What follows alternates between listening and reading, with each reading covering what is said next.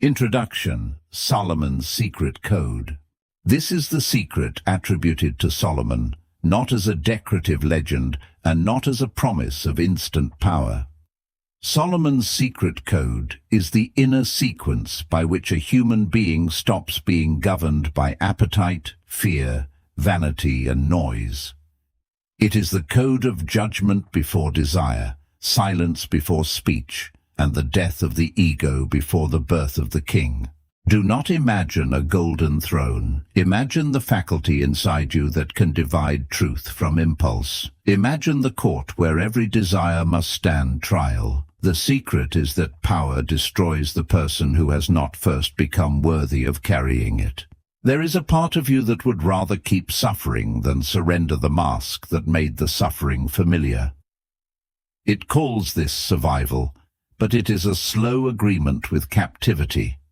We lose our inner kingdom because the false self learns to imitate command. Fear speaks with urgency, pride speaks with confidence. But volume is not authority, noise is not truth. This is why the first gate of sovereignty is not acquisition, it is death, the death of the inner impostor. You may ask for power, but still sell your attention to the smallest insult. The problem is not that the kingdom is far away. The problem is that the servant keeps answering the door. This work will not flatter the part of you that uses spiritual language as anesthesia. Its purpose is incision. The old masters spoke in symbols. The throne is where your attention sits. The crown is your highest value. The sword is judgment. Freedom is choosing the highest ruler and refusing every lower claimant. Listen as if you are standing before a throne that has been empty for years. When inner order changes, outer reality begins to receive instructions from a different authority. Do not listen as a collector of phrases. Listen as one whose inner government is under review. This is an initiation into inner rulership, the death of the ego that wants the crown, and the birth of the king who can carry it. Chapter 1. The First Key. The Palace that Became a Prison. The first key of Solomon's secret code is recognition. Before a king can rule, he must know whether he is sitting in a palace or decorating a prison. The ego loves ornate captivity. It turns wounds into rooms, excuses into walls, and old fears into royal advisors. Solomon's first lesson is brutal. Many people do not need a larger life. They need to discover that the life they protect is the very structure that enslaves them. The first deception of the false self is that it presents the prison as a palace. It does not say, stay small. It says, stay safe. It does not say, remain asleep. It says, be realistic. It does not say, do not become sovereign. It says, do not risk losing the identity people recognize.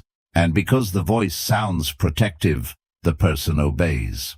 There are prisons made of iron, and there are prisons made of personality. The second kind is more dangerous because the prisoner defends it as style, temperament, preference, loyalty, or pain. He says, this is just how I am. But many things called personality are only survival habits that have been given a comfortable name. The palace prison is built from familiar rooms. One room is resentment.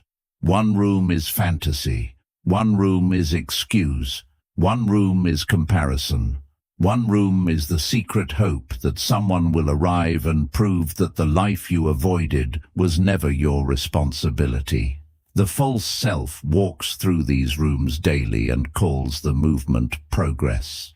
At the center of the palace prison is a throne, but the wrong thing sits on it.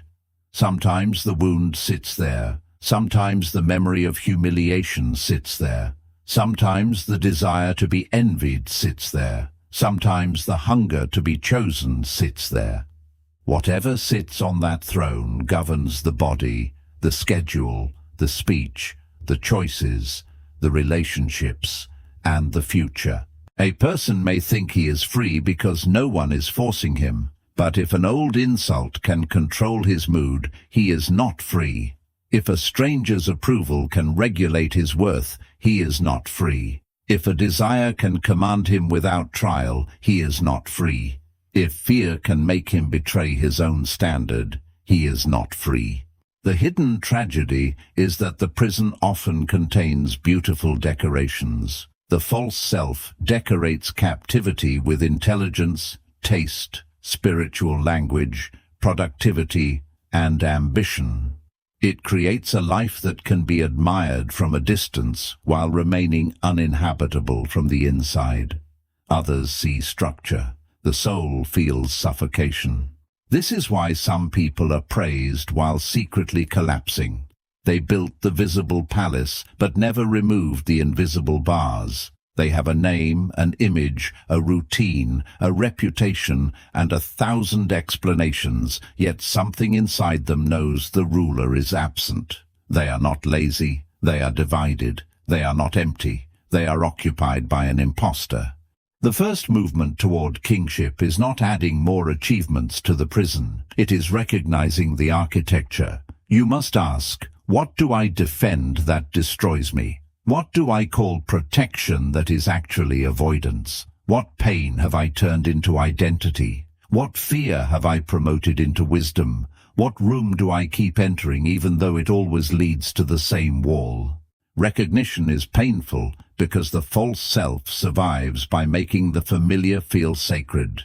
It tells you that your chains are proof of depth. It tells you that your bitterness is discernment. It tells you that your isolation is superiority. It tells you that your chaos is creativity. It tells you that your delay is preparation. Sometimes preparation is real. Sometimes delay is fear wearing a scholar's robe.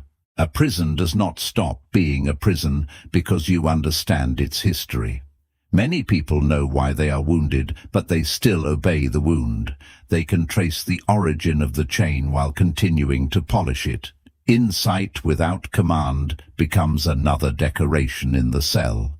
The king is not born when you understand the prison. He is born when you stop calling it home. This is where the old self begins to tremble. It can tolerate your curiosity, it can tolerate your reading, it can tolerate your temporary motivation, but it cannot tolerate a decision that removes its authority.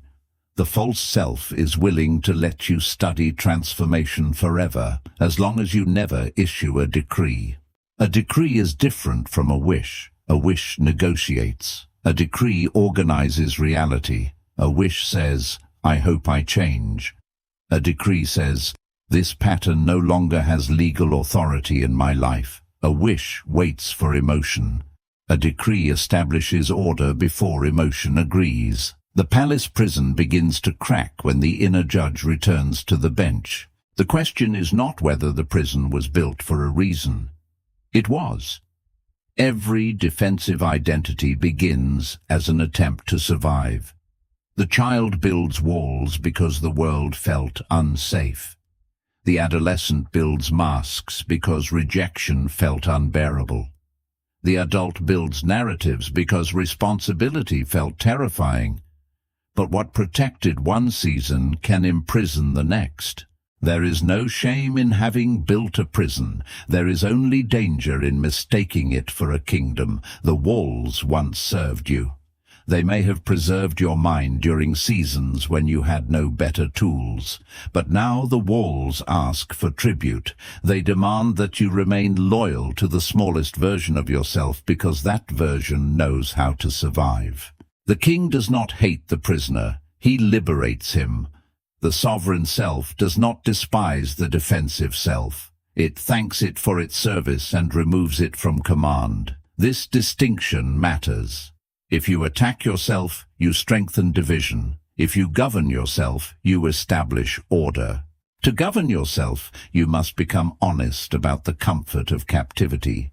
There are benefits to staying in the palace prison. You do not have to risk greatness. You do not have to disappoint people. You do not have to test your capacity. You do not have to face the loneliness of choosing a higher law. The prison punishes you, but it also excuses you. Many people say they want freedom, but what they really want is a more beautiful prison.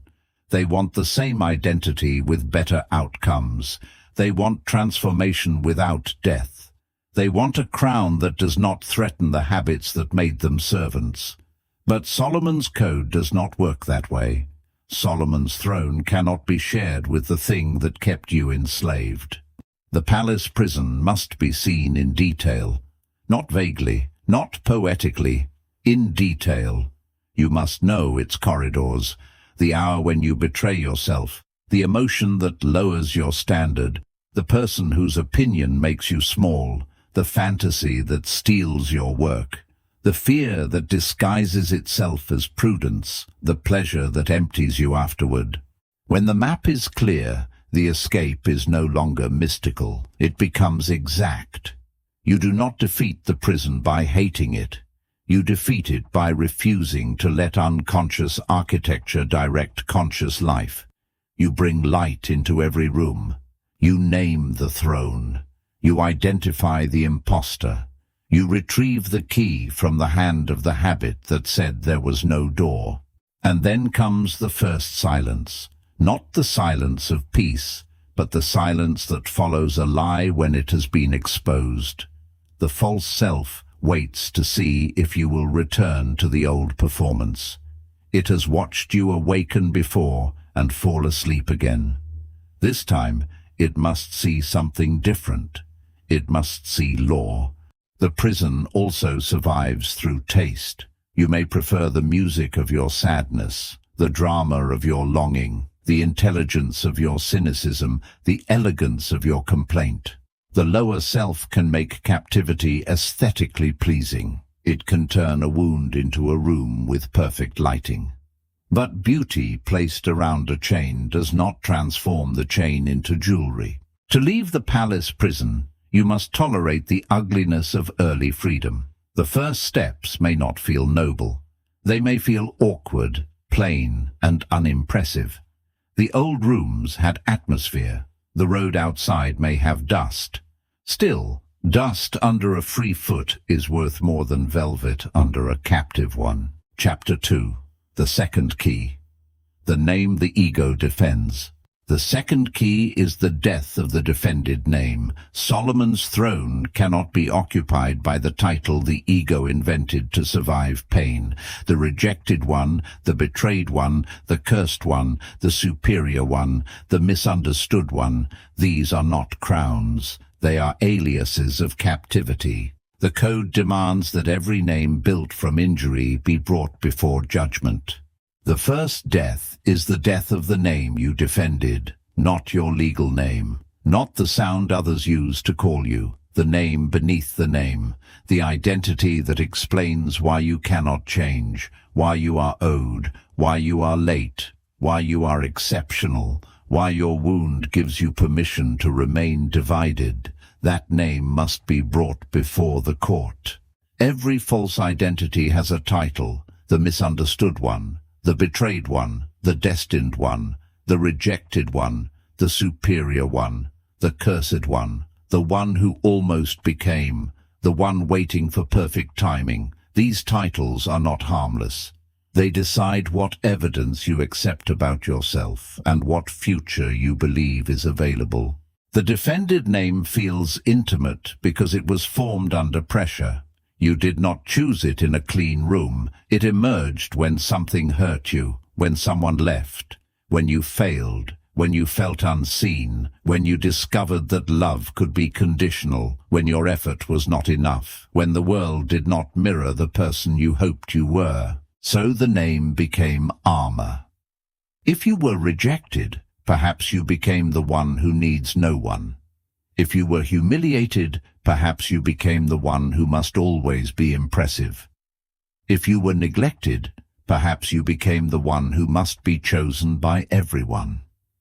If you felt powerless, perhaps you became the one who fantasizes about absolute control. Armor is understandable, but armor is not skin. Wear it too long and the body forgets how to feel. The defended name may keep you from immediate pain, but it also keeps you from truthful contact. It filters every conversation. It edits every opportunity. It turns feedback into threat, intimacy into exposure, solitude into proof, and discipline into punishment. The king cannot be born while the defended name remains sacred. A throne requires a person willing to be unnamed by the past. This is why transformation feels like death. You are not only changing habits, you are removing the identity that justified them. You are telling the old story that it no longer has the authority to interpret your life. The defended name will argue. It will say, "Without me, who will protect you?" It will say, "Without me, they will hurt you again." It will say, "Without me, your suffering will have meant nothing." But suffering does not become meaningful because you preserve the identity it produced. Suffering becomes meaningful when it is converted into law, wisdom, boundaries, compassion, discipline, and sight. There is a kind of loyalty that becomes self-betrayal. You may be loyal to the version of yourself that survived humiliation, but survival is not the final form of life. You may be loyal to the version that learned suspicion, but suspicion is not discernment. You may be loyal to the version that learned to perform, but performance is not presence. To kill the defended name, you must stop feeding it evidence. The rejected one looks for rejection. The superior one looks for fools. The betrayed one looks for betrayal. The cursed one looks for proof that nothing works. The almost great one looks for circumstances that explain delay. Every defended identity has a hunger, and the world becomes its pantry. This is why two people can live the same event and receive different verdicts. One sees correction and hears hatred. Another sees correction and hears instruction. One sees delay and hears doom. Another sees delay and hears preparation. Reality passes through the interpreter. If the interpreter is wounded and enthroned, even blessings arrive disguised as enemies. The death of the name begins when you say, "I no longer need this identity to explain me." Not because the pain was imaginary, not because the past was simple, not because those who harmed you were innocent, but because no past event deserves to hold the pen that writes the rest of your character. You cannot become king while still begging the old wound to tell you who you are. The wound may tell you where the battle happened, but it cannot define the kingdom. It may reveal the area needing protection, but it cannot become the constitution. It may explain the scar, but it cannot wear the crown. A person who has not released the defended name is easy to control. Praise lifts him. Criticism destroys him.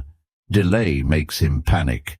Another person's success becomes accusation. Silence becomes rejection. Boundaries become abandonment. The outer world keeps pressing the old name, and the body keeps answering. This is not sovereignty, this is remote control. A king may feel emotion, but he does not hand the scepter to every emotion. He listens, discerns, decides. He does not deny pain, but he does not let pain legislate. He does not deny desire, but he does not let desire govern. He does not deny memory, but he does not let memory rename him. The defended name often hides inside language. Listen to the phrases you repeat with strange devotion. I always ruin things. People like me never win. I am too intense. No one understands me. I work better under pressure. I cannot trust anyone. It is too late. This is just who I am. Each sentence may be a bar in the prison. A royal mind edits its language because language is not decoration. It is command. You cannot keep speaking as a prisoner and expect your nervous system to obey a king. You cannot keep rehearsing the verdict of the old identity and expect a new order to emerge. The mouth is one of the gates of the kingdom. The first death is therefore an act of renunciation, not dramatic, exact. You renounce the secret pleasure of being explained by your injury. You renounce the social rewards of your limitation. You renounce the fantasy that one day the past will apologize so completely that you will finally begin. You begin without that apology. Something in you will grieve. Let it. A false name can still be familiar enough to mourn. You may feel naked without the old explanation. You may feel disloyal to the pain that formed you. You may wonder whether surrendering the identity means invalidating what happened. It does not. It means refusing to make a monument out of the wound. When the defended name dies, the room becomes quiet. At first, the quiet feels like emptiness, but it is not emptiness. It is available space. The throne has been cleared. The old title no longer speaks first.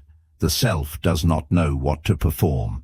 This is where many retreat, because the absence of the mask feels like the absence of identity. Remain there. The king is not born from noise. He is born in the space where the old name stops answering. He does not arrive as a performance. He arrives as weight.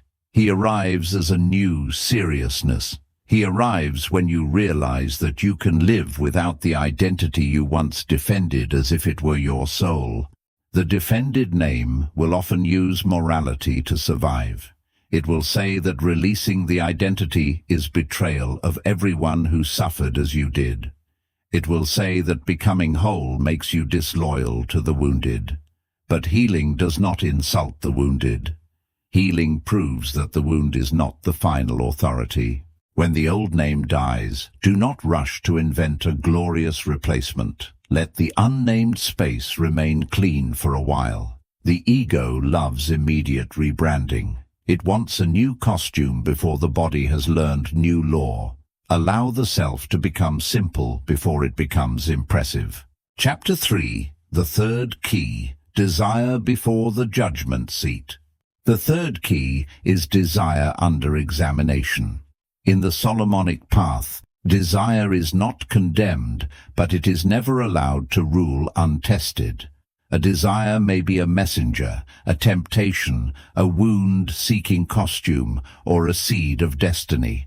The secret is not to kill desire blindly. The secret is to force desire to reveal its source before it is given authority. Desire is a mirror, but most people treat it as a master. They see what they want and assume the wanting is proof of truth. They say, I desire this, therefore it must belong to me. But desire does not always reveal destiny. Sometimes it reveals hunger. Sometimes it reveals injury. Sometimes it reveals imitation. Sometimes it reveals the exact place where the false self learned to kneel. The king must examine desire without fear and without worship. To fear desire is to push it into darkness, where it grows strange and dishonest. To worship desire is to surrender the crown to appetite. The royal path is neither repression nor indulgence. It is judgment. It asks not only, what do I want, but who in me wants this, and what kingdom would this desire build? Some desires are clean. They arise from life-seeking expression. The desire to create, protect, love, build, learn, serve, speak truth, master craft, and become more capable. These desires have weight, but not desperation. They can wait without rotting. They can be disciplined without dying. They strengthen the person who carries them. Other desires are infected. They arise from humiliation seeking compensation. They want applause not because the soul needs beauty, but because the wound needs witnesses. They want money not to build freedom, but to punish those who doubted. They want influence not to serve order, but to reverse a childhood powerlessness. They want intimacy not to love, but to be repaired by another person's attention. The object of desire may be noble while the root is corrupt. A person may want success, but only to escape shame. He may want knowledge, but only to feel superior. He may want discipline, but only to earn permission to despise the undisciplined. He may want love, but only to possess evidence that he is not abandoned. The king does not judge by object alone. He examines the root. This examination is uncomfortable because it removes glamour. The false self wants its hunger to feel sacred. It dresses craving as vision. It calls obsession devotion. It calls envy inspiration. It calls urgency calling. But a desire that cannot survive examination is not a calling. It is a command from a lower throne. The mirror of desire reveals what you believe will complete you. This is its usefulness. If you believe achievement will make you real, achievement has become your God. If you believe being chosen will make you whole, selection has become your God.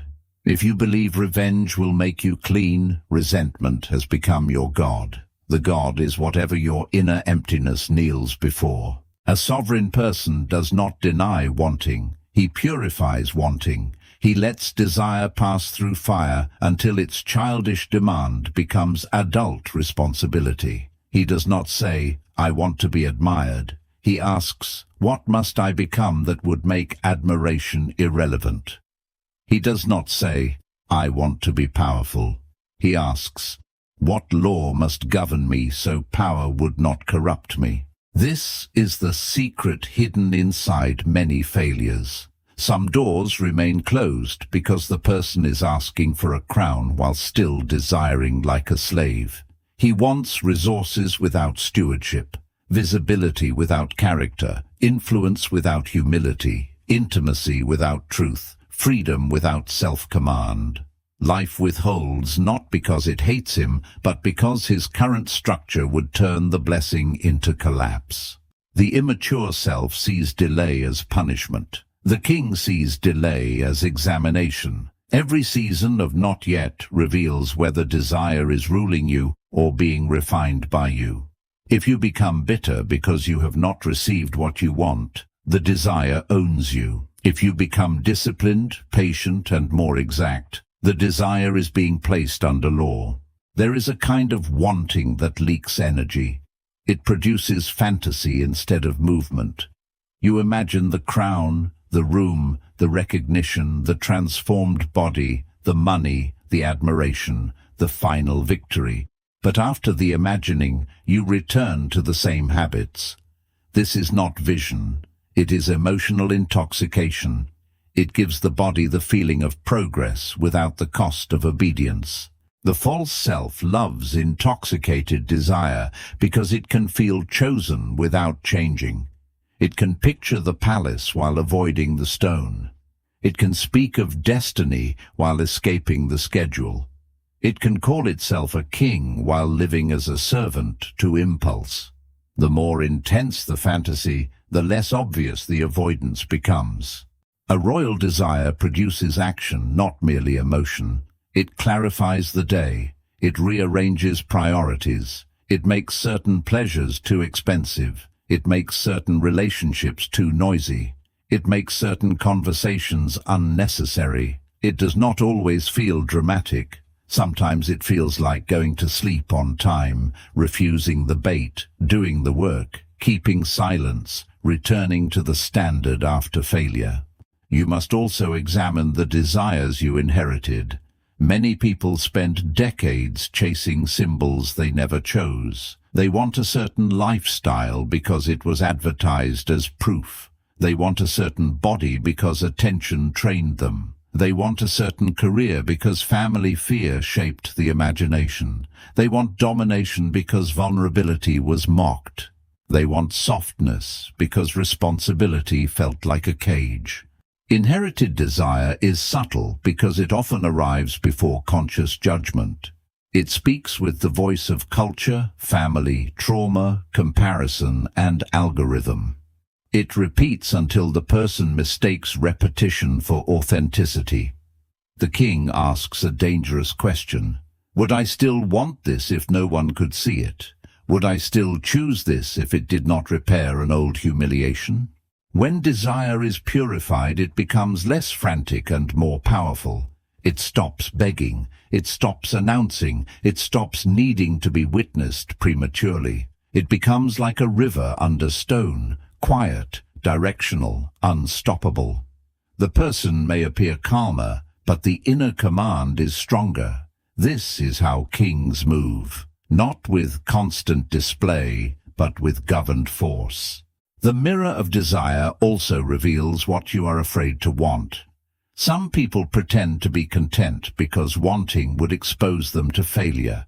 They call their resignation peace. They call their fear maturity. They call their diminished appetite wisdom. But the buried king still wants a kingdom. Not because of vanity, but because life in him refuses to be wasted. To want greatly and cleanly is a discipline. It requires humility because desire shows your dependence. It requires courage because desire exposes risk. It requires discernment because not every hunger deserves your life. It requires patience because purified desire is built through time. Above all, it requires surrender because the highest desires must be governed by the highest law. Stand before the mirror and do not look away. Name what you want, name why you want it, name what it would cost, name what it would reveal, name what lower version of you would misuse it, name what higher version of you must be born to carry it. This is not self-denial, this is coronation through clarity. The king does not become desireless, he becomes unbribable. He can want without being owned, he can pursue without worshipping, he can receive without losing himself. He can be delayed without becoming small. He can be denied without becoming poisonous. He can be given power because desire has passed through judgment and returned as purpose. Another test of desire is what it does to your perception of others. A clean desire can admire without shrinking. It can study excellence without becoming bitter. A corrupted desire turns every successful person into an accusation. It cannot learn because it is too busy defending its wound against the evidence that growth is possible. The king therefore blesses what he has not yet built. This is not weakness, it is purification. To bless another person's harvest while still planting your own field is a royal act. It breaks envy, restores attention, and returns desire to its proper work. Not comparison, but construction. Chapter 4. The fourth key. Silence, the temple of command. The fourth key is silence. Solomon's secret code does not begin with speech. It begins when the inner court becomes quiet enough to hear the real claimant to the throne. Noise protects the ego because noise prevents judgment. Silence exposes what impulse was hiding. This is why the ego fears stillness more than struggle. In stillness, every false king loses his orchestra. Silence is the chamber where the false self loses its audience. This is why so many people fear it. In noise, the mask can continue. In conversation, performance can continue. In distraction, avoidance can continue. But silence removes the spectators, the arguments, the explanations, and the borrowed urgency. It places the person alone with the ruler inside. At first, silence does not feel sacred. It feels like withdrawal. The body reaches for the phone, the sound, the message, the task, the opinion, the stimulation. It wants proof that the world still exists and that the self is still reflected somewhere. The false self panics when no mirror is provided. It discovers how dependent it was on external confirmation. This is the first revelation of silence. Many lives are not lived, they are echoed. The person does not know what he feels until someone reacts. He does not know what he believes until a crowd forms around an opinion. He does not know what he wants until an image is shown to him. He does not know who he is when nothing asks him to perform. Silence exposes the difference between presence and absence. A person may be physically still, but inwardly scattered across 100 imagined conversations. He debates critics who are not in the room. He seduces audiences that do not exist. He defends himself before judges who have not spoken. He revisits humiliation, rehearses triumph, and calls this thinking. The trial of silence is not simply being quiet. It is refusing to be governed by the inner crowd. It is watching the mind produce noise without obeying it. It is seeing the old arguments rise and fall. It is allowing discomfort to exist without turning it into action. It is learning that not every internal voice deserves a reply. This is where the king learns restraint. A servant reacts to every signal. A king distinguishes signal from command. The impulse to explain is not always truth. The impulse to correct is not always wisdom.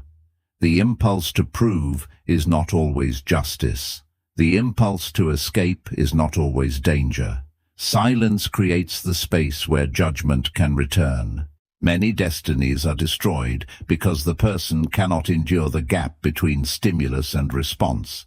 Someone disrespects him, and he gives away his energy. A desire appears, and he obeys. A fear whispers, and he rearranges the day.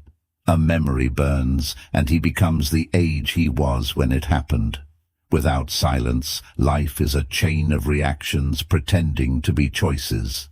The ancient throne is built in the gap, the moment before you answer, the breath before you consume, the hour before you quit, the pause before you accuse, the night when no one knows whether you kept your promise. The king is formed in these unobserved spaces because that is where law proves it is stronger than mood. Silence also exposes loneliness. Not all loneliness is abandonment. Some loneliness is the soul recovering from counterfeit belonging. When you stop performing, certain connections lose their grip. When you stop explaining, certain people no longer know how to use you. When you stop chasing noise, you may discover that much of your social life was an agreement to remain distracted together. The false self interprets this as loss. The king interprets it as purification. A kingdom cannot be governed by every passerby. The inner court must be selective. Not every voice enters. Not every demand deserves an audience. Not every invitation is aligned with law. Silence teaches the difference between isolation and consecration. Consecration is separation for a purpose. Isolation is separation without meaning. The same room can be either. The difference is what you do with the silence. If you use it to rehearse bitterness, it becomes a cave. If you use it to return to law, it becomes a temple. If you use it to escape people, it becomes fear. If you use it to hear truth, it becomes initiation. There are questions only silence can answer because noise keeps changing the subject. What am I avoiding? What do I keep performing? What desire is not clean? What promise did I abandon? What am I pretending not to know? What fear has been managing my calendar? What grief have I converted into ambition? What truth would simplify my life if I obeyed it? These questions are not answered quickly. The false self offers quick answers to avoid deeper exposure. It says, I already know. It says, this is obvious. It says, I have done this work. But if the pattern still rules, the work is not complete. Silence does not honor the ego's resume. It shows what still has authority. In silence, the body may release old material, restlessness, sorrow, anger, shame, boredom, fatigue, numbness. Do not worship these states and do not flee them. They are weather passing through the kingdom. The king does not mistake weather for constitution. He observes, names, receives, and returns to the throne. The trial becomes severe when silence asks you to stop proving your transformation. The moment a person begins to change, the false self wants an audience for the change. It wants to announce discipline, display healing, publicize revelation, and convert inner work into image. This is another trap. A seed dug up every hour to prove it is growing does not become a tree. Some parts of you must mature unseen. The deepest authority is developed before anyone applauds. There is a purity in doing the work without converting it into content, confession, or performance. The king learns to hold treasure without immediately spending it on validation. He learns that secrecy can protect the sacred from premature consumption. Silence is also where you learn to hear the difference between fear and command. Fear rushes. Command is clear. Fear crowds the chest. Command settles the spine. Fear speaks in catastrophes. Command speaks in requirements. Fear asks for guarantees. Command asks for obedience. Fear needs noise to remain convincing. Command survives silence. The more you practice, the less silence feels empty. It becomes the room where the inner court assembles. Attention returns, judgment returns, memory finds order, desire calms. The body stops behaving like a hunted animal. A deeper voice emerges, not loud, but sovereign. It does not flatter you. It does not panic. It does not negotiate with what must be done. This voice may ask for small, exact actions. Apologize, sleep, end the agreement, complete the work. Stop consuming that poison. Refuse the invitation. Tell the truth. Keep the hour. Protect the morning. Pay the debt. Return to the body. These commands may not feel mystical, but they are royal. A kingdom is built from obeyed clarity. The trial of silence ends only when silence is no longer punishment. When you can sit without reaching for a mirror. When you can feel without becoming the feeling. When you can desire without being dragged. When you can be unseen without becoming unreal. Then silence stops being a threat and becomes a throne room. Silence eventually reveals how much of your identity was built for imagined spectators. You may notice yourself explaining decisions to people who are not present, defending boundaries against critics who have not spoken, rehearsing victories for rooms that do not exist. This is the inner theater, and it consumes more life than most people admit. The king closes the theater. Not because audience is evil, but because the actor has been mistaken for the ruler. When the theater closes, action becomes cleaner. You do not need to perform the decision before living it. You do not need to dramatize the boundary before keeping it. Chapter 5. The fifth key. The judgment of the inner king.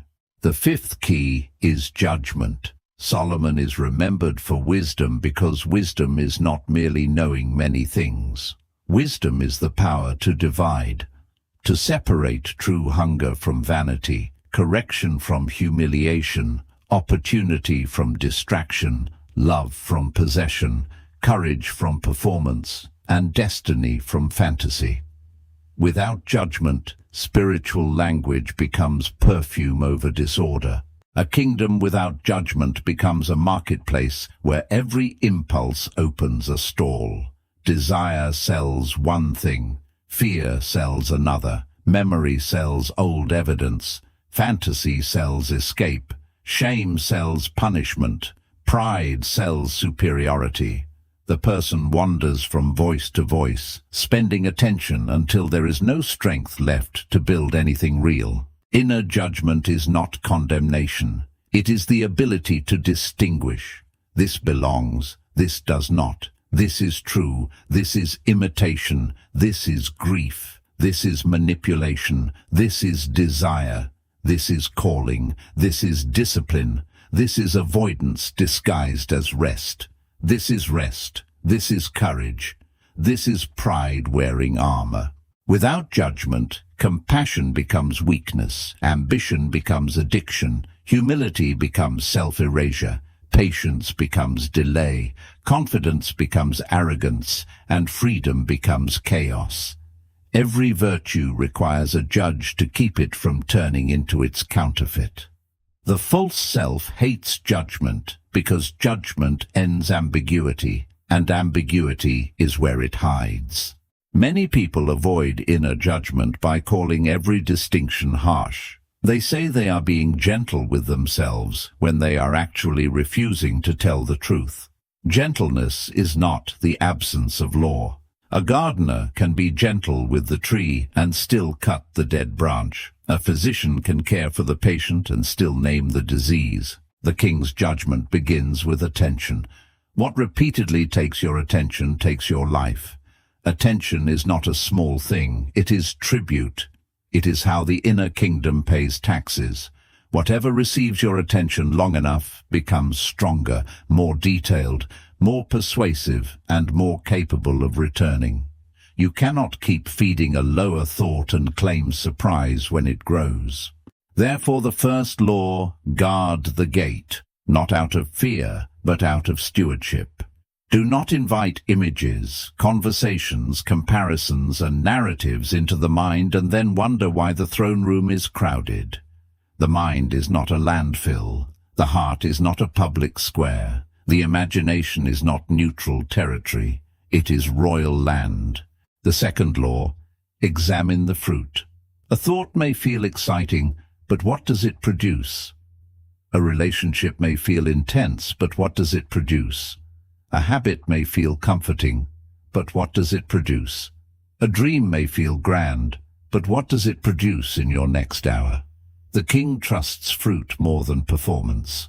The third law, separate pain from instruction. Pain is real, but it is not always wise. Pain can warn, but it can also distort. Pain can reveal a boundary, but it can also turn every new door into a remembered wound. You must listen to pain as a witness, not enthrone it as judge. A witness gives testimony. The judge gives verdict. The fourth law, do not confuse intensity with importance. The lower self often shouts because it has no authority. The highest truth may arrive quietly. A craving can feel urgent and be empty.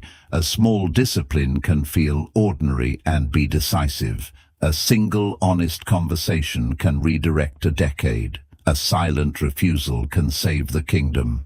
The fifth law, require alignment between word and body. Many people speak a value their schedule denies. They claim health while practicing decay. They claim purpose while selling mornings to distraction. They claim love while avoiding truth. They claim sovereignty while reacting to every external movement. The body reveals the actual constitution.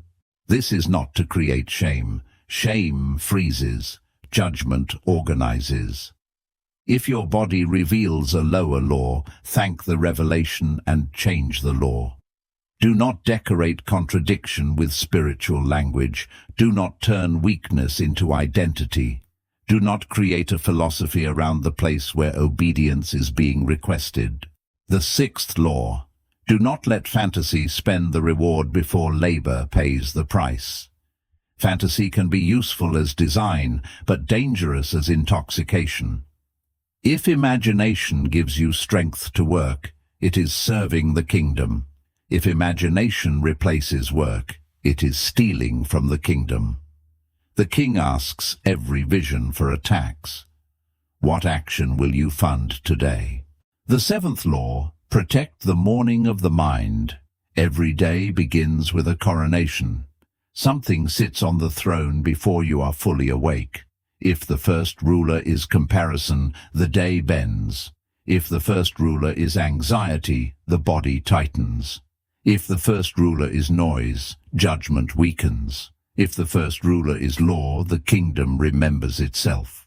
This does not require elaborate ritual, it requires priority. Before the world enters, the king must enter. Before the algorithm instructs desire, the standard must speak. Before messages recruit the nervous system, silence must assemble the court. A day that begins under law does not become perfect, but it becomes governable. Inner judgment also requires the courage to disappoint lower loyalties. Some people are loyal to their chaos because chaos is familiar to their relationships. If they become ordered, certain bonds will be exposed as mutual decay. If they become disciplined, certain rooms will feel uncomfortable. If they become truthful, certain people will call it betrayal because they preferred the ungoverned version. The king cannot be ruled by the comfort of those who benefited from his disorder. This does not mean cruelty, it means clean boundary. A sovereign person can love without submitting his law to another person's appetite. He can be compassionate without becoming available for consumption. He can forgive without reopening the gate to the same invader. Judgment must also be applied to self-pity. This is delicate. Self-pity often protects real grief, but it also demands a throne. It says, because I suffered, I should not be required to build. It says, because I was harmed, the world owes me exemption. It says, because my pain is deep, my delay is holy. The king bows to grief, but he does not crown self-pity. There comes a moment when healing must become responsibility. Not because you are finished hurting, but because life cannot wait until every scar is beautiful. The wound may still ache while the king issues law. You may still tremble while telling the truth. You may still grieve while building. Sovereignty is not numbness, it is command in the presence of feeling. The law of inner judgment will make your life simpler and more severe. Simpler because fewer voices will be permitted to rule. More severe because the excuses will lose glamour. You will know too clearly when you are betraying yourself. You will feel the cost of disorder sooner. This is mercy. A kingdom saved early does not have to be rebuilt from ashes. At first, judgment may feel like losing freedom. But you were never free when every impulse could recruit you. You were available. Availability is not freedom. Freedom is the power to choose the ruler you will obey. When the right law governs, the self becomes lighter because it no longer has to debate with every appetite. The crown is forged through verdicts. Every day asks, does this enter? Does this stay? Does this speak? Does this govern? Does this align? Does this serve the kingdom? Your life becomes the accumulation of these judgments. The future is not built only by desire, it is built by what judgment allowed to remain. Judgment must also be applied to the information you call wisdom. Not every teaching deserves entry. Some teachings awaken responsibility, others flatter passivity. Some strengthen the spine. Others multiply fascination while weakening obedience. The king does not collect every key. He tests whether the key opens a real gate. A mind without judgment becomes a museum of unused insight. Beautiful concepts hang on the walls while the floor collapses beneath them. The royal mind refuses this contradiction. If a truth is received, it must eventually become a practice, a boundary, a repair, a discipline, a cleaner way of loving, or a more honest way of working. Chapter 6. The sixth key, the heart as a hidden chamber. The sixth key is the hidden chamber of the heart. In the Solomonic Code, the heart is not a sentimental room where every feeling becomes law. It is a sealed chamber where the true motive is weighed. Many people ask for power with a servant's heart, wealth with a beggar's fear, love with a manipulator's hunger, and purpose with a performer's vanity. The code tests the heart before it opens the gate. Power without the heart becomes tyranny inside the self. It may look disciplined, impressive, efficient, and untouchable, but it is only another form of fear. The king must enter the chamber of the heart, because sovereignty without tenderness becomes a cold empire. The false self can imitate strength, but it cannot produce mercy without calculation. The heart is not sentimentality. It is the center where value is known before strategy begins. It is where the question changes from, "How do I win?" to what is worthy of being built. Without this chamber, ambition becomes hunger without altar. Discipline becomes punishment. Knowledge becomes weapon. Silence becomes avoidance. Judgment becomes cruelty. Many people avoid the heart because they believe it will weaken them. They have confused tenderness with exposure to harm. But the heart is not the open gate. It is the royal chamber. It does not mean everything enters. It means what is highest remains alive inside the walls. A guarded heart is not a dead heart. It is a sacred one. The false self either hardens the heart or sells it cheaply. Hardening says, "No one will touch me." Cheapening says, "Anyone may define me." Both are forms of fear. The king chooses neither. He protects the heart so it can remain capable of love, grief, loyalty, beauty, and truth without becoming merchandise. In the chamber of the heart, you meet the grief beneath your performance, not the story you tell, the grief itself. The places where you wanted to be loved without earning, the places where you wanted someone to stay, the places where your gift was unseen, the places where you stopped asking because hope felt humiliating. These things do not disappear because you become disciplined. If they remain unvisited, they will rule indirectly. The ungrieved loss becomes ambition with teeth. The unacknowledged abandonment becomes possessiveness. The unhealed shame becomes perfectionism. The unspoken longing becomes addiction to admiration. The heart will govern even when exiled. Better to bring it into the court than let it rule from underground. The king does not enter the heart to drown in emotion. He enters to recover the treasure buried beneath defense. Some of your strongest gifts are hidden under the pain that distorted them. Sensitivity buried under humiliation may become discernment. Anger purified may become courage. Longing refined may become devotion. Grief honored may become depth. This is why the death of the ego must not become the death of the heart. Some people try to become sovereign by becoming untouchable. They call it detachment, but often it is dissociation wearing noble clothing. They no longer feel the wound, but they also no longer feel wonder. They no longer chase approval, but they also no longer receive love.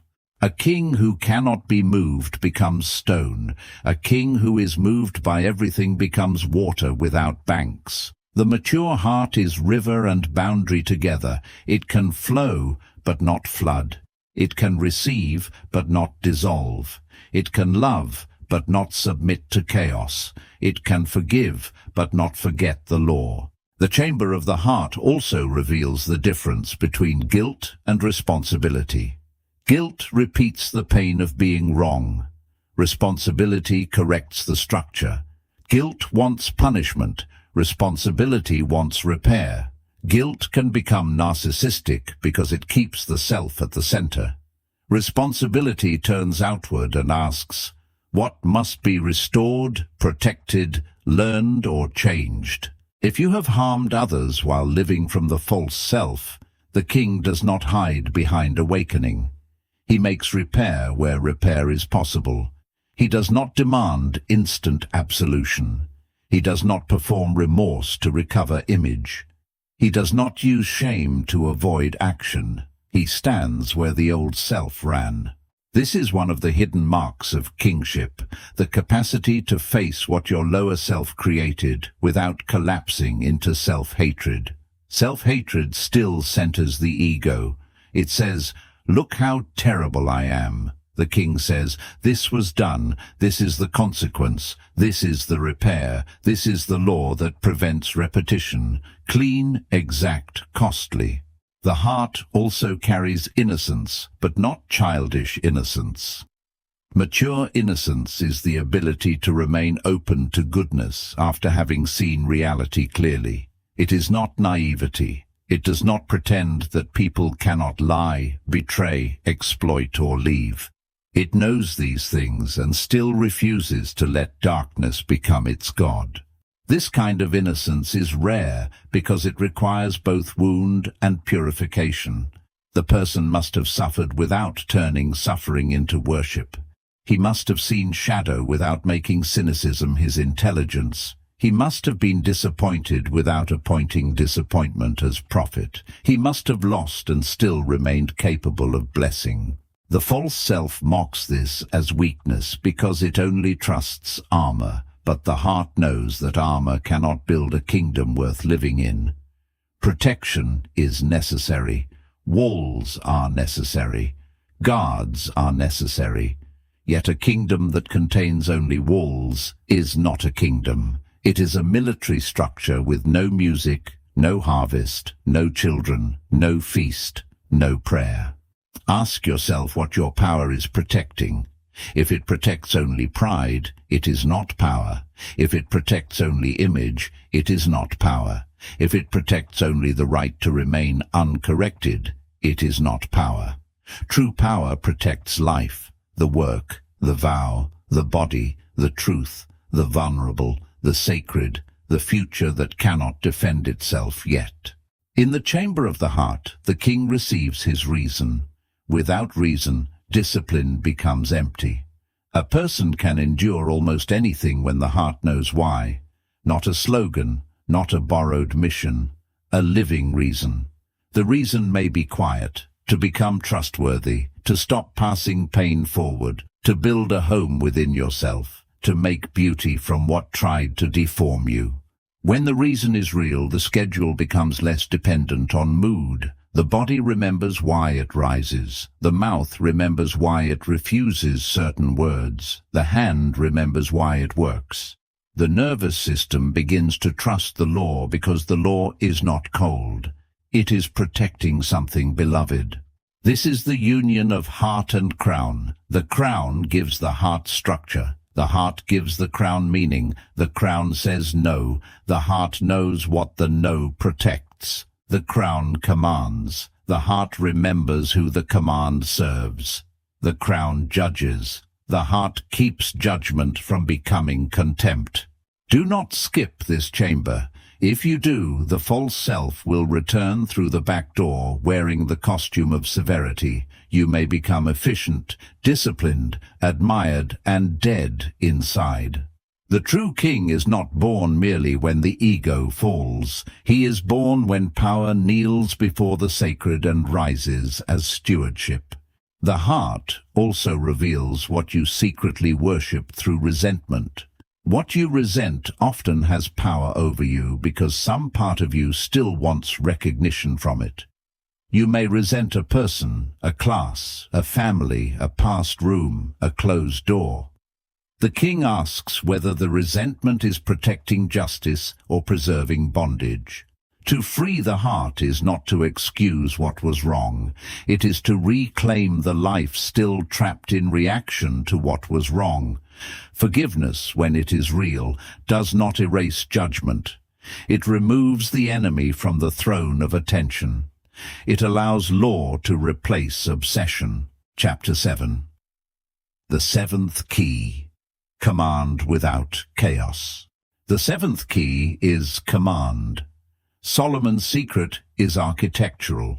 Nothing stable is built from emotional weather. A kingdom is a sequence of laws, boundaries, rituals, decisions, and repeated acts of order. The ego wants intensity because intensity feels like transformation. The king builds systems because systems survive the absence of mood. Command is not shouting at yourself. It is architecture. A person does not become sovereign by producing intense emotion every morning. He becomes sovereign by building structures that make obedience easier than betrayal. The false self relies on mood because mood is unstable. The king relies on law because law can stand when mood changes. Most people fail not because they lack desire, but because they build no containers for desire. They want transformation, but their environment still invites the old self. Their room, phone, schedule, relationships, language, and private rituals continue to serve the former ruler. Then they wonder why inspiration fades. Inspiration fades because it was asked to do the work of architecture. A kingdom is not governed by inspiration. It is governed by systems of command. There are gates, roads, archives, courts, treasuries, walls, messengers, schedules, and consequences. The inner life requires the same. What enters, what is recorded, what receives time, what is protected, what happens when law is broken, who is allowed near the throne. Begin with the gate of the morning. The first hour is not magical because time itself is holy. It is powerful because it sets the throne. If your first act is consumption, the day begins as a servant. If your first act is remembrance, the day begins under law. This does not mean perfection. It means orientation. The morning should contain something that reminds the body who governs. Silence, movement, writing, prayer, reading, planning, breathing, work before noise, water before stimulation, light before algorithm, a clear task before scattered response. The exact form matters less than the principle. The king enters before the market opens. Then build the gate of attention. Remove what repeatedly dethrones you. This sounds simple, but it wounds the false self because it loves access to poison. It says it can handle the image, the thread, the comparison, the conversation, the old connection, the tempting door. But if something repeatedly weakens judgment, it is not entertainment. It is an invader with a familiar face. Do not rely on heroic resistance when architecture can remove the battlefield. A king does not prove strength by leaving the gate open and fighting the same thief nightly. He locks the gate. He posts guards. He changes the road. He stops romanticizing unnecessary battle. Discipline is not only the power to resist, it is the wisdom to design. Build the gate of speech. Decide what cannot pass through your mouth. Not because words are fragile, but because words are creative. Complaints repeated become weather. Excuses repeated become law. Fantasies repeated become substitutes. Self-insults repeated become identity. Gossip repeated corrupts the court. A royal mouth does not speak everything the lower self thinks. Silence is sometimes command. Saying less can return power to the throne. Not explaining every decision, not defending every boundary, not announcing every plan, not using vulnerability as currency, not turning sacred material into performance. The tongue must learn rank. Some words are servants, some are soldiers, some are traitors. Build the gate of work.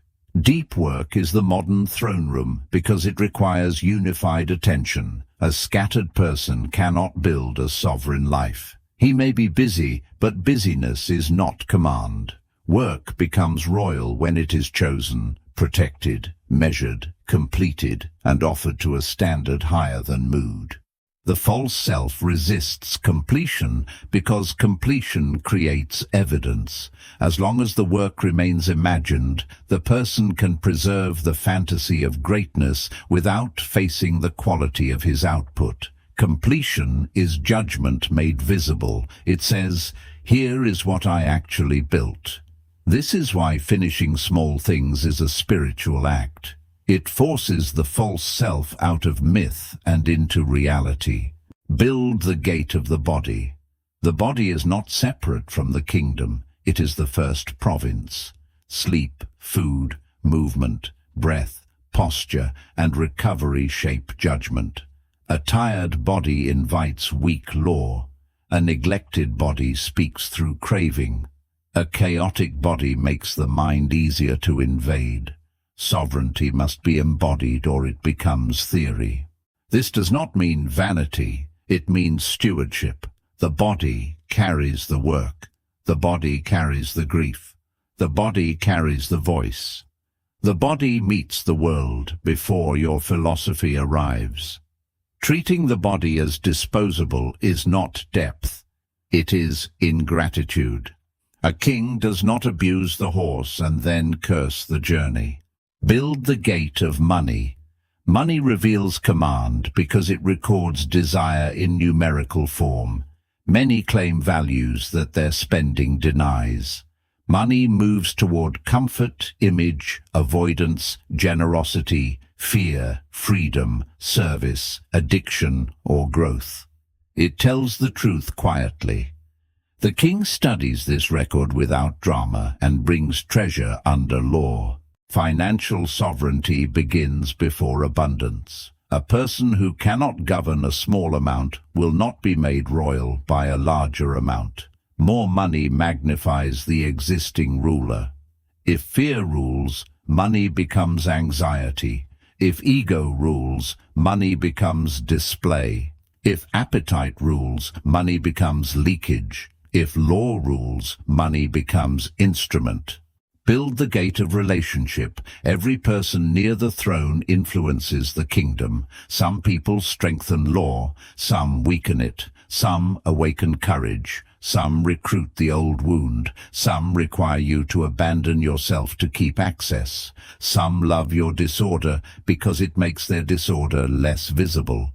Judgment in relationship is not cruelty, it is governance. A king does not surround himself only with comfort.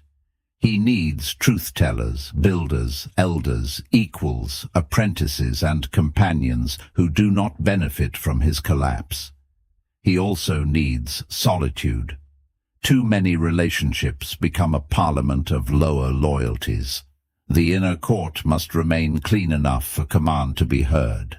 Build the gate of failure. Decide now what you will do when you fall. The false self uses failure as evidence for identity. The king uses failure as data for correction. Without a failure protocol, a single broken promise can become a season of collapse.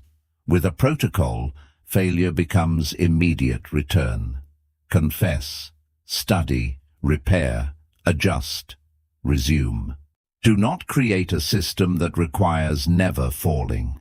Create a system that refuses to let falling become exile. The difference is enormous. Perfectionism serves the ego because it turns one failure into theatrical despair.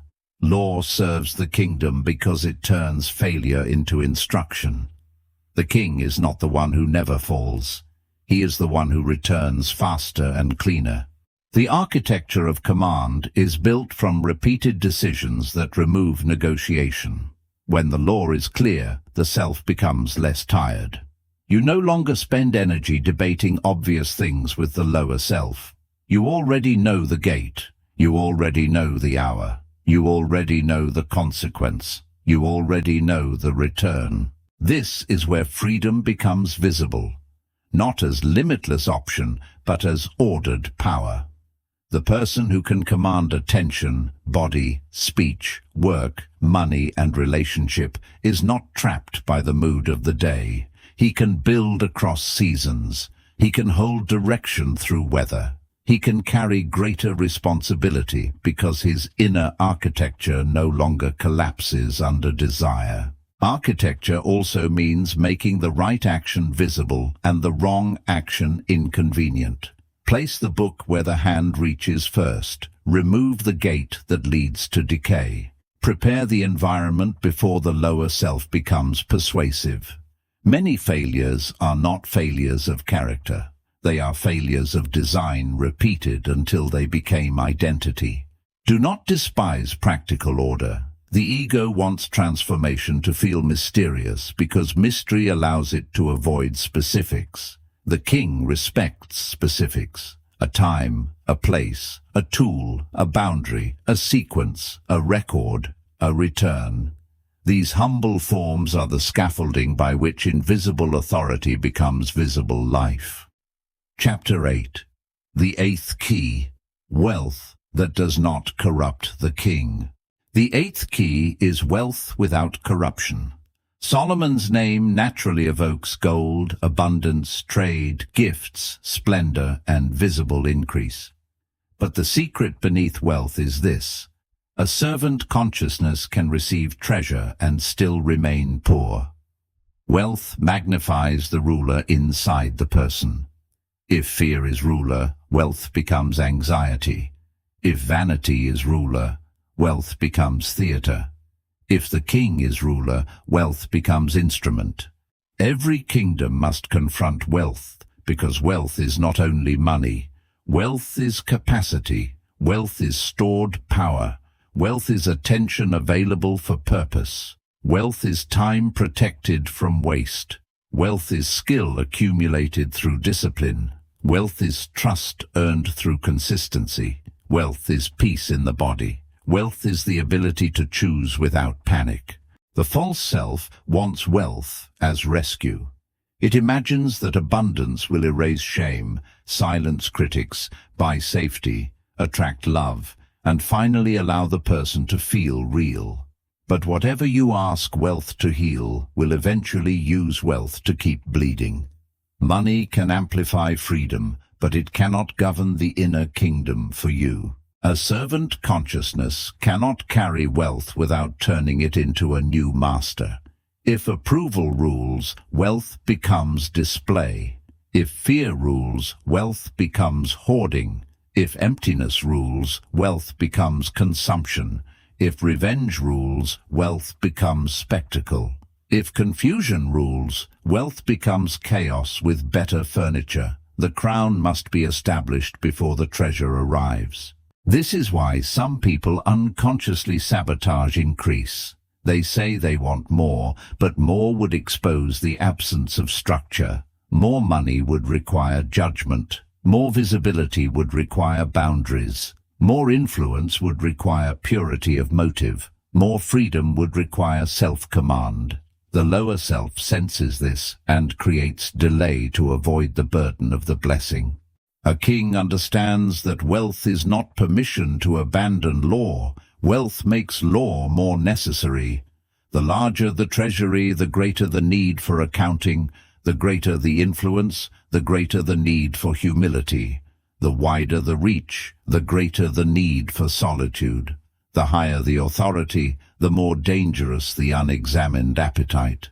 The first wealth is attention. If you cannot direct attention, you are poor regardless of money. Attention is the coin from which skill, vision, relationship, strategy, and spiritual depth are purchased. Every hour of scattered attention is a tax paid to someone else's kingdom. The question is not only how much money you have, it is who spends your mind. The second wealth is energy. Some people are poor because their energy leaks through resentment, fantasy, overstimulation, poor sleep, unprocessed grief, weak boundaries, and unfinished tasks. They try to build a kingdom with a nervous system that is constantly paying old debts. Energy must be reclaimed before abundance can be administered. The third wealth is credibility with yourself. This may be the most important. When you repeatedly keep promises, the inner kingdom begins to trust command. When you repeatedly break promises, every new vision meets silent skepticism. You may speak grandly, but the body remembers. Self-trust is wealth because it reduces friction between decision and action. The fourth wealth is discernment. Without discernment, increase becomes predation. The undisciplined person attracts opportunities that match his hunger and dangers that flatter his vanity. He cannot tell the difference between a door and a trap. He cannot tell the difference between admiration and alignment. He cannot tell the difference between urgency and importance. The fifth wealth is clean desire. A person with clean desire does not need to spend abundance proving he was once wounded. He can receive without performing. He can use resources without becoming possessed. He can enjoy without dissolving. He can build without apology. He can say no to profitable corruption because he knows what the kingdom is for. There is a poverty that has nothing to do with income. It is the poverty of always needing to be seen. The poverty of being unable to rest, the poverty of comparing every blessing, the poverty of turning every relationship into a transaction of worth, the poverty of wanting luxury while having no inner home, the poverty of owning objects while being owned by appetite. The king must become wealthy in being before becoming wealthy in possession. This does not mean despising money. Despising money can be another mask for fear. It means refusing to treat money as savior. Money is an instrument. It becomes holy or corrupt depending on the hand that holds it and the law that governs the hand. Ask what your current resources reveal. Not what you wish they revealed, what they reveal. Where does your money go when you feel empty? Where does your time go when you feel afraid? Where does your attention go when you feel unseen? Where does your energy go when you feel rejected? These answers show the gods still collecting tribute. A royal treasury is organized around purpose. First survival, then stability, then freedom, then service, then legacy. The order matters. A person who skips survival for image builds on sand. A person who skips stability for fantasy collapses. A person who skips freedom for consumption becomes decorated but trapped. A person who skips service becomes rich and small. Wealth must also be protected from shame. Some people cannot receive because loyalty to old scarcity has become identity. They feel guilty for wanting more. They fear becoming corrupt. They fear being judged. They fear leaving behind those who remain where they were. But scarcity is not holiness. Misery is not virtue. Under law, increase can become responsibility. The question is not whether you should rise. The question is what rises with you. If ego rises, danger rises. If appetite rises, destruction rises. If wisdom rises, order rises. If stewardship rises, others may be protected by your increase. The king does not apologize for abundance. He purifies the vessel that will carry it. This purification includes generosity, but generosity must also be judged. Giving from guilt is not the same as giving from strength. Giving to be admired is not the same as giving to serve. Giving what should be protected can become self-betrayal. Withholding what should be offered can become fear. The king gives under law, not under emotional blackmail. The wealth that cannot be carried by a servant is not only financial. It includes love, influence, knowledge, beauty, opportunity, and spiritual insight. Each can corrupt if placed in the hands of the false self. Love becomes possession. Influence becomes manipulation. Knowledge becomes pride. Beauty becomes vanity. Opportunity becomes distraction. Insight becomes superiority. Therefore, the code requires sequence. Death before crown, law before wealth, heart before influence, judgment before expansion. The servant asks, "How can I get more?" The king asks, "Who must I become so that more does not destroy me?" This question alone separates appetite from sovereignty. When the vessel is ready, wealth becomes quiet. It no longer needs to scream. It no longer needs to compensate. It builds roads, protects time, funds craft, creates shelter, amplifies generosity, and gives the soul room to obey its higher work. The treasure becomes an instrument of order, not a mask for emptiness. Look at what you call lack and ask whether it is absence or training. Some lack is unjust and must be overcome. Some lack is instruction, revealing what structure must be built before increase can remain. Do not romanticize scarcity. Do not worship abundance. Build the inner government capable of carrying both loss and gain without losing the throne. Wealth also tests your relationship with time. The poor inner ruler spends time as if more can be minted later. The king understands that time is the primary treasury. Money can be rebuilt, reputation can sometimes recover, energy can be restored, but an hour given to a lower god returns only as consequence. This is why the stewardship of time precedes the stewardship of gold. If a person cannot protect an hour, he will struggle to protect a fortune. If every silence is sold to stimulation, every surplus will be sold to image. Time reveals the ruler before money magnifies him. This is why Solomon's wealth is not only a symbol of having, it is a test of being. The gold is never the secret. The vessel that can carry gold without becoming possessed by it is the secret. Chapter 9. The ninth key, the enemy wearing your face. The ninth key is the discovery that the most dangerous enemy in the kingdom often speaks in your own voice. The adversary is not always outside the gate. Sometimes it is the inner advisor that flatters the ego, postpones discipline, rationalizes appetite, and calls sabotage intuition. Solomon's code requires the courage to interrogate the voice that sounds most like you. The most dangerous enemy is not the one outside the gate. It is the one who knows the corridors. It knows your language, your wounds, your appetites, your fears, your favorite excuses, your secret bargains, and the precise hour when your judgment weakens. It does not need to break into the kingdom. It has been living there under your name. This enemy is not your essence. It is the pattern that protects the old order. It appears whenever law becomes real. It may arrive as fatigue, cynicism, sudden desire, intellectual doubt, nostalgia, irritation, spiritual pride, or the need to be understood before obeying. Its purpose is simple: return you to the familiar ruler.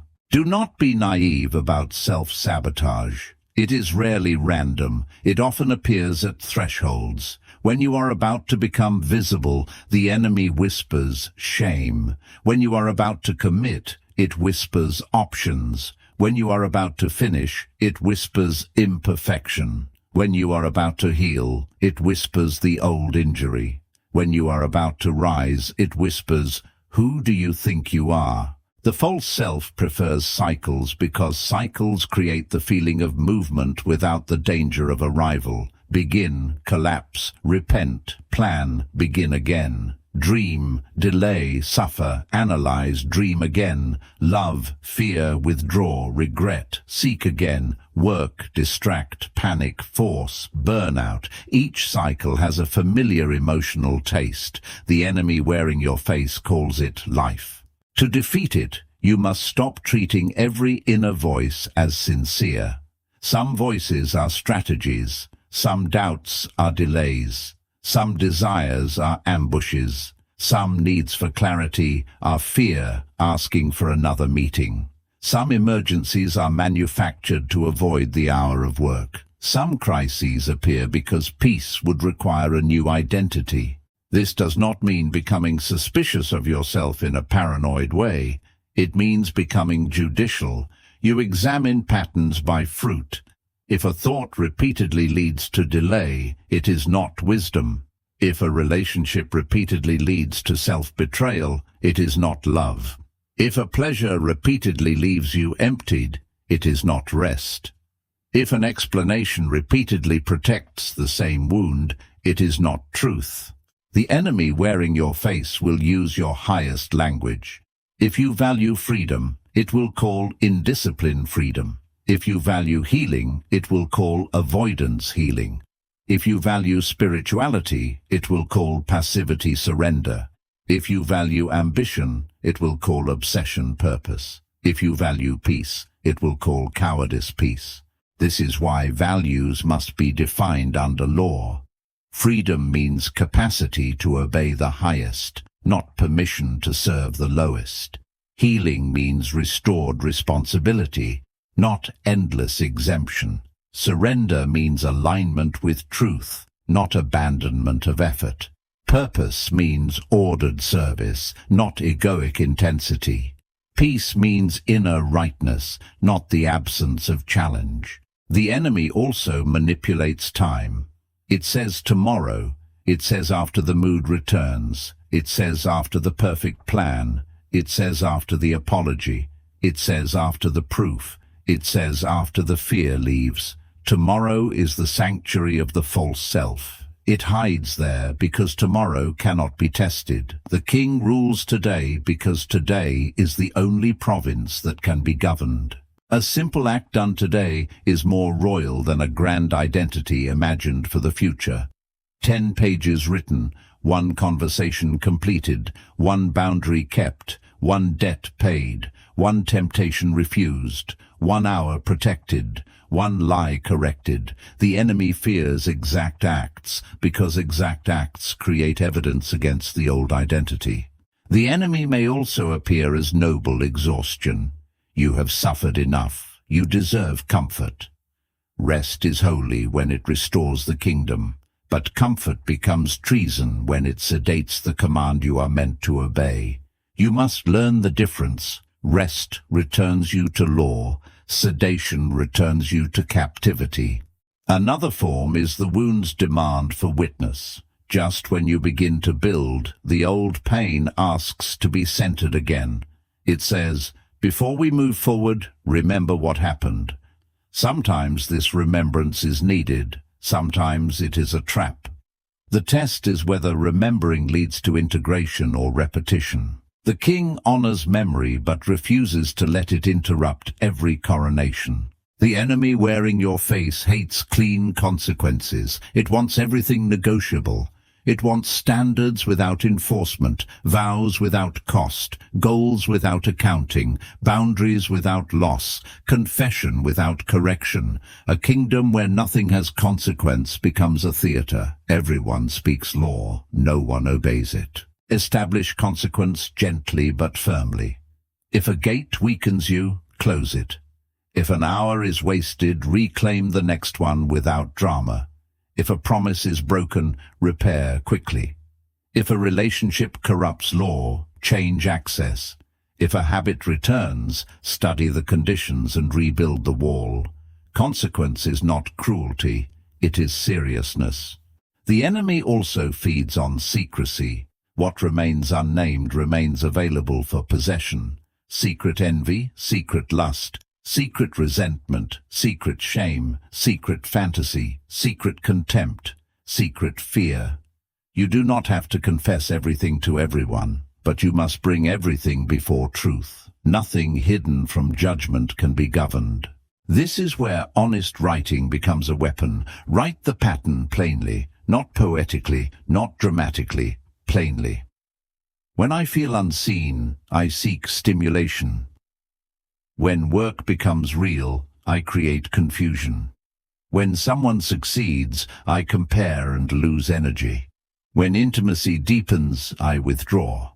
A named enemy loses some of its magic. Then write the counter law.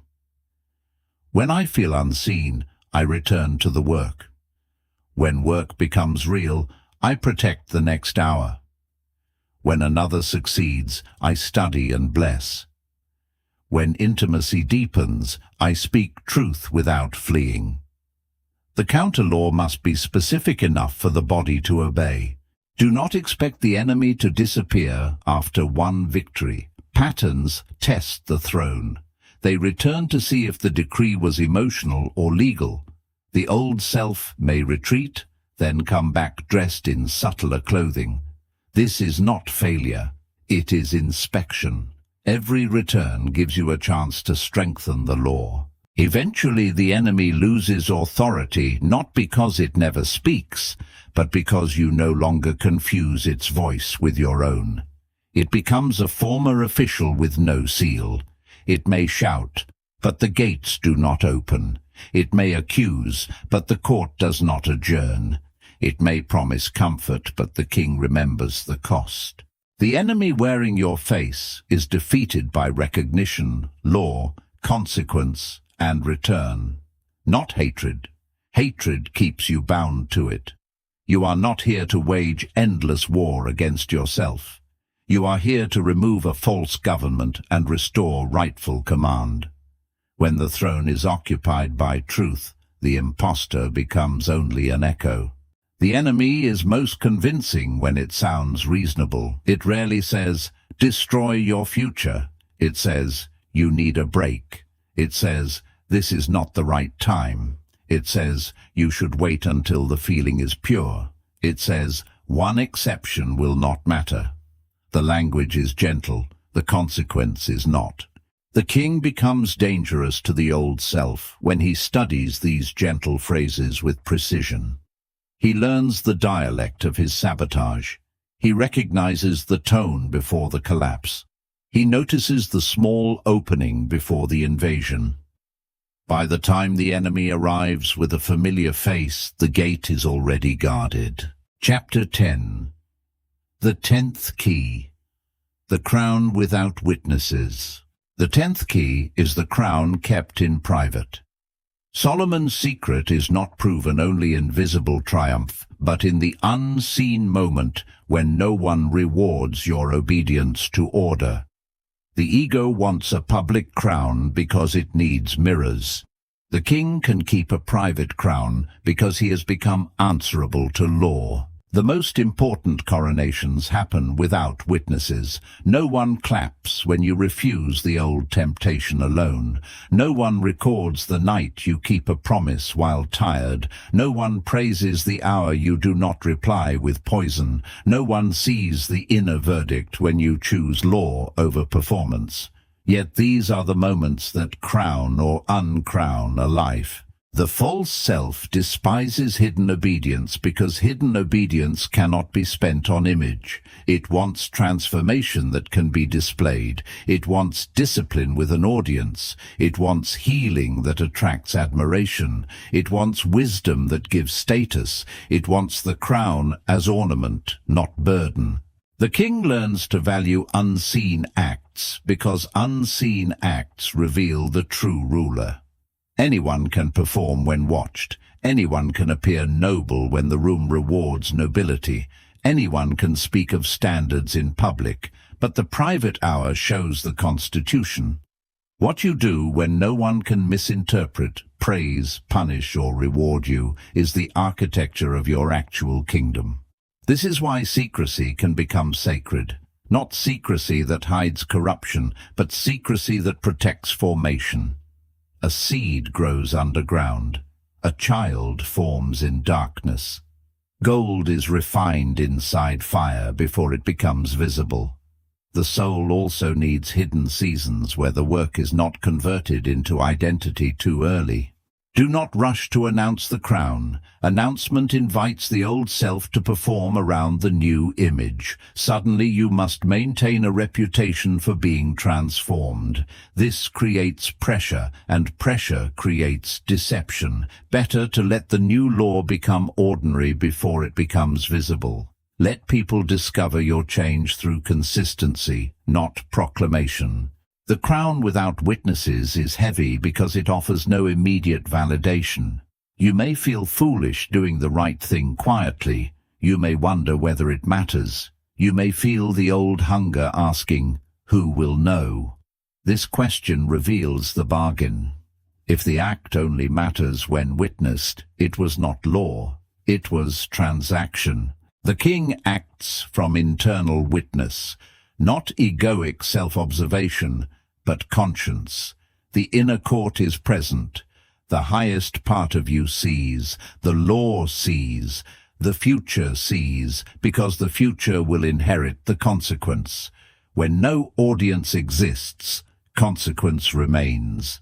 This is enough for a sovereign person. A hidden act may seem small, but small acts done repeatedly in secret become public destiny. The body changes quietly before the world notices. Skill grows quietly before the work is praised. Character hardens quietly before crisis tests it. Peace gathers quietly before others ask why you no longer react the same way. The false self wants sudden transformation because sudden transformation bypasses faithful obscurity. But kingship is usually accumulated in boring forms, returning to the page, returning to the breath, returning to the standard, returning to the task, returning to the apology, returning to the body, returning to silence, returning until return becomes identity. There is majesty in the ordinary when the ordinary is governed. A made bed can be a declaration. A clean desk can be a gate. A paid bill can be law. A prepared meal can be stewardship. A kept hour can be worship. The false self mocks these things because it wants cinematic proof. The king knows kingdoms are built through repeated order. The crown without witnesses also requires letting go of misunderstood virtue. You may make a clean decision and be judged. You may set a boundary and be called cold. You may stop performing and be called distant. You may leave the old pattern and be accused of pride. If your crown depends on being understood, it will fall whenever others need your old role. A sovereign person does not become cruel under misunderstanding. He remains clean. He does not build a prison out of others' opinions, and he does not use their blindness as permission for contempt. He simply refuses to let their interpretation outrank his law. This is maturity, to be misread without becoming divided. The invisible crown is also tested through patience. You may carry a new self before circumstances change. This is one of the hardest thresholds. Inside, a king may be rising. Outside, the old room remains. The old bank account remains. The old body remains. The old reputation remains. The old consequences remain. The false self says, nothing changed. The king says, the ruler changed. The kingdom will follow. This patience is not passive. It works while waiting. It builds while not being recognized. It keeps the law while the evidence is still small. It understands that outer reality often lags behind inner coronation. The seed does not accuse the soil because the tree is not visible on the first day. There will be a temptation to seek witnesses to soothe the discomfort of becoming. Resist it. Not every sacred shift should be brought into the marketplace. Some things must be held until they gain weight. Speak when speech serves the kingdom. Remain silent when speech would spend the treasure too early. The crown without witnesses is where integrity becomes independent. You stop needing pressure to do what is right. You stop needing praise to continue.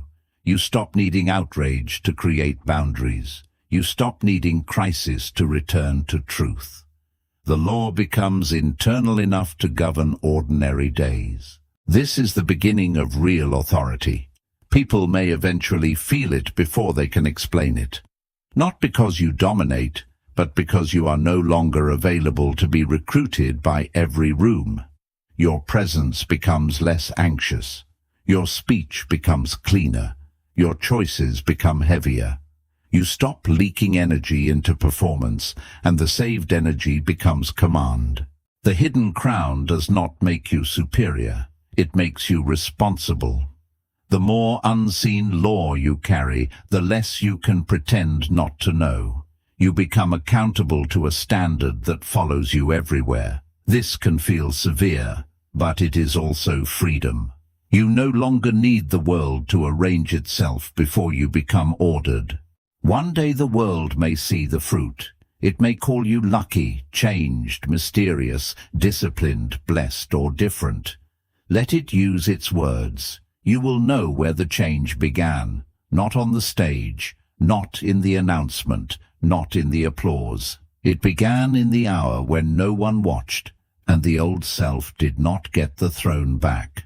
That is the crown that matters, the one worn before recognition, the one kept under fatigue, the one protected in silence, the one that does not require an audience to remain real. The visible crown may be taken, the hidden crown becomes character. There is also an unseen crown in how you recover from private failure. No audience sees the moment when shame invites you to disappear and you choose return instead. No one applauds the refusal to turn one broken hour into a broken week. Yet this is kingship, the power to keep the throne from being seized by a single fall. The hidden crown becomes especially heavy when the old world has not yet updated its opinion of you. People may still speak to the version you are leaving. They may still expect the same reaction, the same availability, the same apology for existing. Keep the crown anyway. Character matures before reputation catches up. Chapter 11. The 11th Key. The Kingdom Built by Decision. The 11th key is decision. In the Solomonic path, wisdom that never becomes decree remains unfinished. A king may listen to counsel, examine signs, and weigh the case, but finally he must rule. The ego hides inside endless analysis, because analysis can simulate depth without demanding obedience. Decision is where the code becomes flesh. A kingdom is built by decision, not emotion. Emotion supplies weather. Decision supplies structure. Many people wait for the right emotional climate before beginning, but the climate keeps changing. They wait to feel ready, healed, inspired, confident, supported, certain, and clear. Meanwhile, time passes and the old ruler continues collecting tax. The king decides before the weather agrees. He may feel fear and still decide. He may feel grief and still decide. He may feel desire and still decide. He may feel fatigue and still decide wisely. This is not denial of emotion. It is the proper ordering of the court. Emotion may advise. It may not rule. The most dangerous, undecided life is not empty. It is crowded with partial commitments, half promises, half boundaries, half identities, half renunciations, half dreams. The person is exhausted because every part of the self is negotiating with every other part. He calls this complexity. Often it is simply the absence of decree. A real decision reduces the number of possible selves. This is why it feels like death. When you choose one law, you bury the versions that would have lived under lower laws. When you choose the work, you bury the fantasy of effortless greatness. When you choose truth, you bury the strategy of being liked by everyone. When you choose sobriety, you bury the romance of escape. The false self wants infinite options, because options preserve fantasy. If every door remains theoretically open, the self can imagine greatness without testing it. Decision closes doors and reveals capacity. It brings the dream into contact with cost. This is why people confuse indecision with freedom. Indecision is not freedom. It is the refusal to be measured. The kingdom begins when you stop asking who you might be and decide who may govern. You may not know every outcome.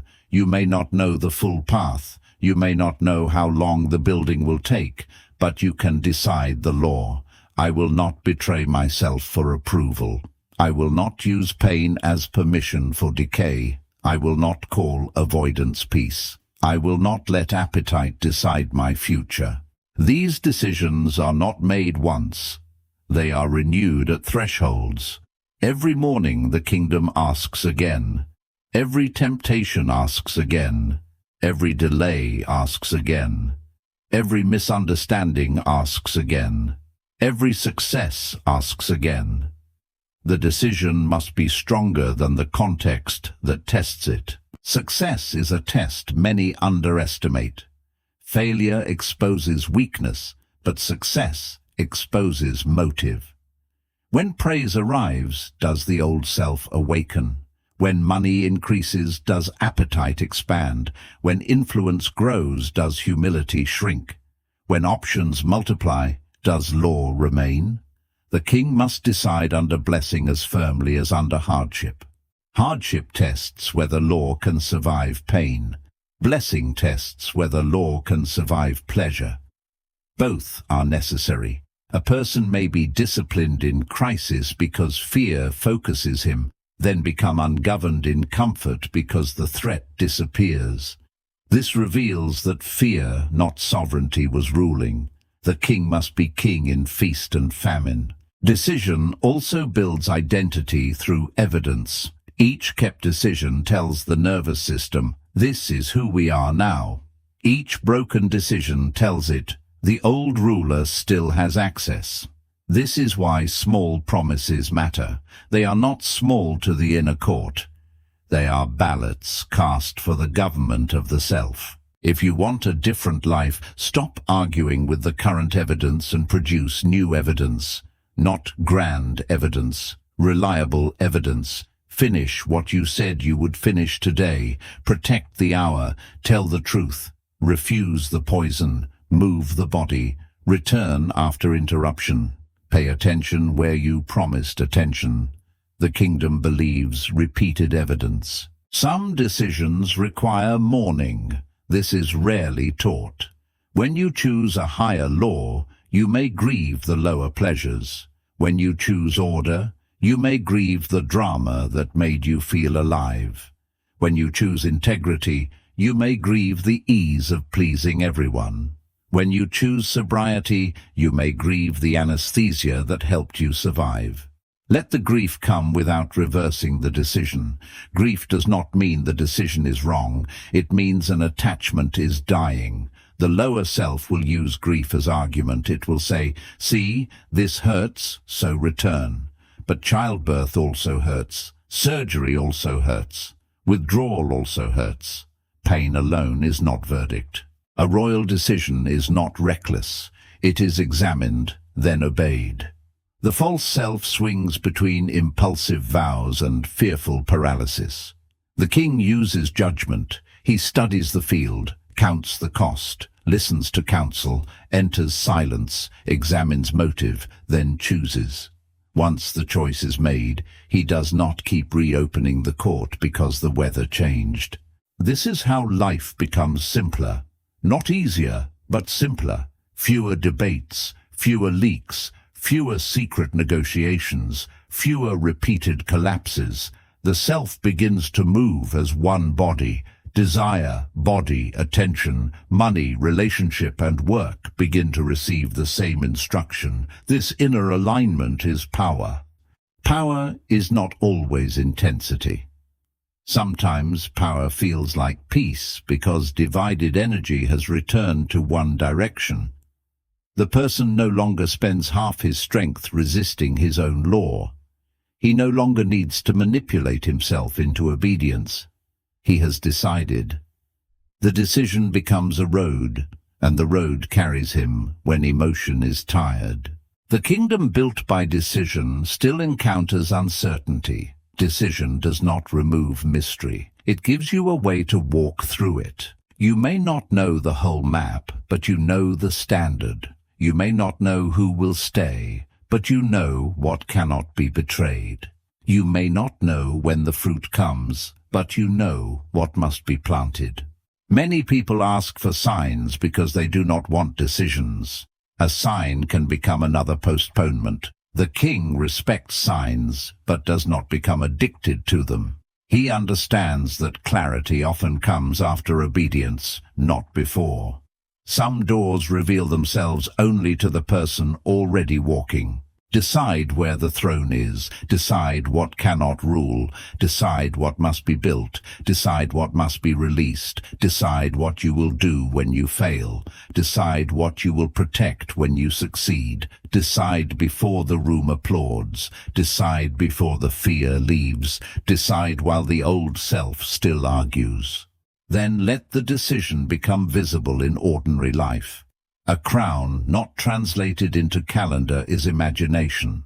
A law not translated into behavior is poetry.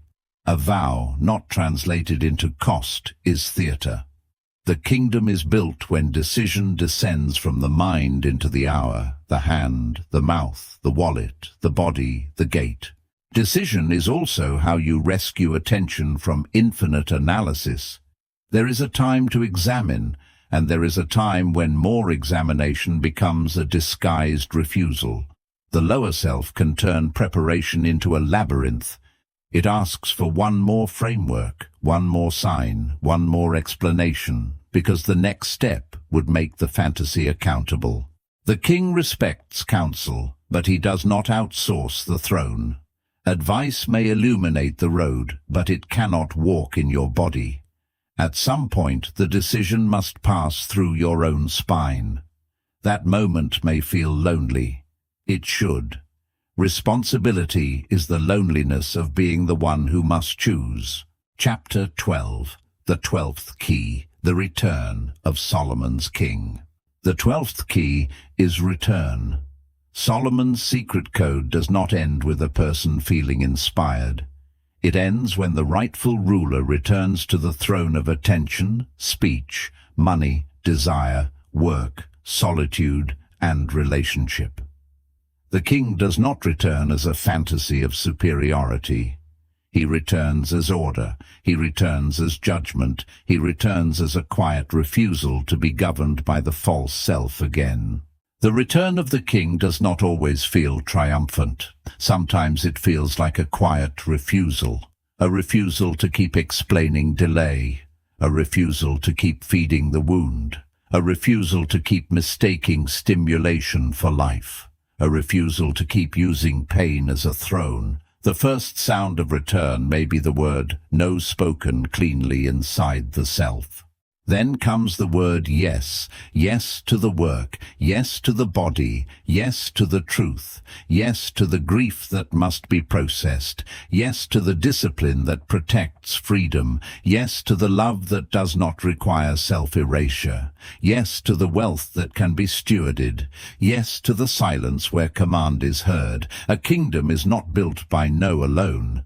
The king returns when the highest part of you stops being treated like a guest. Many people visit their higher self in moments of inspiration, crisis, or beauty, but they live from a lower administration. They know the throne room exists, yet they keep the daily government in the hands of fear. Return means the highest becomes resident, not occasional. This return may disturb your old world. When inner order changes, outer disorder becomes harder to tolerate. The conversations that once entertained you may feel expensive. The habits that once soothed you may feel like theft. The ambitions that once glittered may reveal their emptiness. The relationships that depended on your wound may begin to strain. Do not panic when alignment creates friction. Friction is not always a sign of error. Sometimes it is the sound of old contracts tearing. The false self made agreements on your behalf, agreements to be available, agreeable, distracted, self-doubting, reactive, and small. When the king returns, those agreements are reviewed. Many will not survive. The return of the king also changes how you meet opposition. You no longer need every obstacle to mean cosmic rejection. Some obstacles are simply material, some are tests of skill, some are consequences of previous disorder, some are gates requiring patience, some are warnings. The king does not dramatize every wall. He studies it. He asks, is this wall meant to be climbed, opened, rebuilt, accepted, or walked around? A servant only complains that a wall exists. A king discerns its function. This is why sovereignty increases intelligence. Panic sees fewer options. Law sees more. A calm throne produces clearer strategy. The returned king is not immune to fear. He is no longer governed by fear. This distinction matters. Fear may still knock. It may still tighten the body. It may still bring images of failure. But it does not receive the seal. It must wait outside the court until judgment decides whether it carries a warning or only a memory. The returned king is also not immune to desire. Desire remains, but it is no longer allowed to forge documents in the name of destiny. It must stand before law. It must reveal its root. It must show its fruit. Clean desire is welcomed. Corrupt desire is purified or dismissed. Appetite may visit. It may not legislate. The returned king is not immune to grief. In fact, he may grieve more honestly because he no longer needs to perform invulnerability. He can mourn without collapsing. He can remember without being renamed. He can feel tenderness without surrendering the gate. This makes his strength warmer and his presence safer. The return is marked by stewardship. You begin to ask different questions, not "how can I be seen?" but "what must be served?" Not "how can I escape discomfort?" but "what is this discomfort training?" Not "who is impressed?" but "what is being built?" Not "why did this happen to me?" but "what law will prevent waste?" The returned king does not need to be dramatic. He may look ordinary from the outside, but inside the government has changed. The mourning has a gate. The tongue has a guard. The work has an altar. The body has stewardship. The money has direction. The heart has protection. The wound has a place but not a crown. This new order will feel strange at first. You may miss the old chaos because chaos provided intensity. Peace may feel flat until your nervous system learns that safety is not emptiness. Discipline may feel rigid until your body learns that structure is not punishment. Boundaries may feel cruel until your heart learns that love without law becomes consumption. Give the kingdom time to adjust to its rightful ruler. After years of false government, order can feel foreign. The old citizens inside you may complain. The appetite may protest. The wounded child may fear abandonment. The performer may fear invisibility. The rebel may fear being controlled. The servant may fear responsibility. Hear them, then govern. The king's return also brings the burden of creation. Once the false self loses authority, you can no longer spend life only diagnosing captivity. You must build the work, build the body, build the home, build the skill, build the relationship to truth, build the treasury, build the garden, build the silence, build the legacy that proves the wound did not win. This is where many hesitate. It is easier to deconstruct the old prison than to build the kingdom. Deconstruction still centers what hurt you. Construction requires vision. It asks what you love, what you serve, what you will protect, what beauty you will make, what standard you will embody when no enemy remains to blame. The king returns not to sit in sterile superiority, but to cultivate life. A throne is not a chair for ego. It is a seat of responsibility.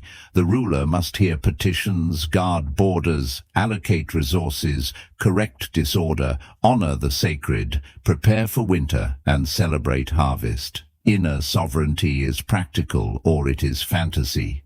As the return deepens, you stop seeking constant signs that you are chosen. You begin acting as one entrusted with responsibility. This is a higher dignity. The chosen complex asks life to validate the self. The entrusted consciousness asks the self to become worthy of the task. One wants confirmation, the other accepts commission.